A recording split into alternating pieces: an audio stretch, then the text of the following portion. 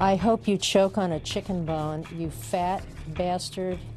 I hope you get hit in the face with a baseball bat.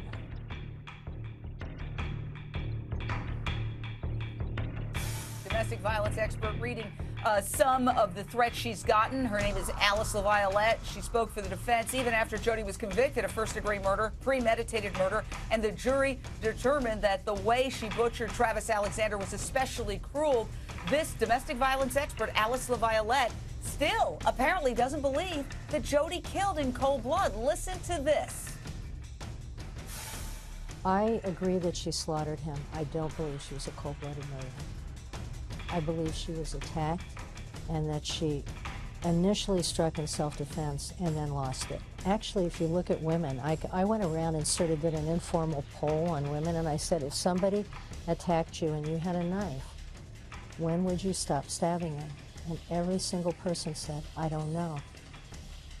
Straight out to the Lion's Den, we have two good friends of Travis Alexander, the victim. And I know Dave Hall, his blood is boiling right now, listening to Alyce LaViolette say she still doesn't believe that this was a murder, even though her story was disproven because there was the bullet casing landing in the blood. Therefore, she didn't shoot him the way she said. She stabbed him first, Dave. Yeah, and first of all, Jane, I just want to say I got your copy of your book over the weekend. I'm not all the way through it, but definitely a great book. Everyone should grab a copy of it. But I've got to just say about Alyce LaViolette, she just makes my blood boil. The way she says that she believes that Jody was attacked and this was self-defense, or at least a portion of it. When Jody was up here just hours after killing Travis, having dinner with me, there wasn't a scratch on her. I guarantee you, if Travis went after her, he was a very physically fit guy.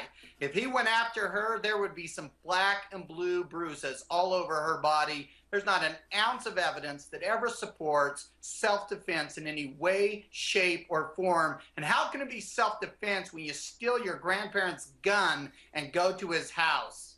Josh Denny, you're a dear friend of the victim, Travis Alexander, and I spoke with you for my book as well. She is accepting Jody's stories at face value. I don't believe in threats against anyone. I think that's dirty pool. But I can understand people being very displeased with the fact that even at this date, she doesn't seem to be looking at the evidence objectively. I don't think she's. I mean, she's got a story. She's sticking with it, and she doesn't want to. She doesn't want to release that.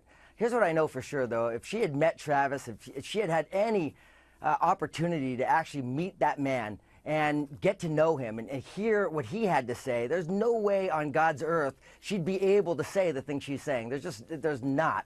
You know, Travis was just an amazing human being, and had Alyce had that opportunity to sit with him and hear both sides of the things, there's no way she wouldn't have represented Jody at all.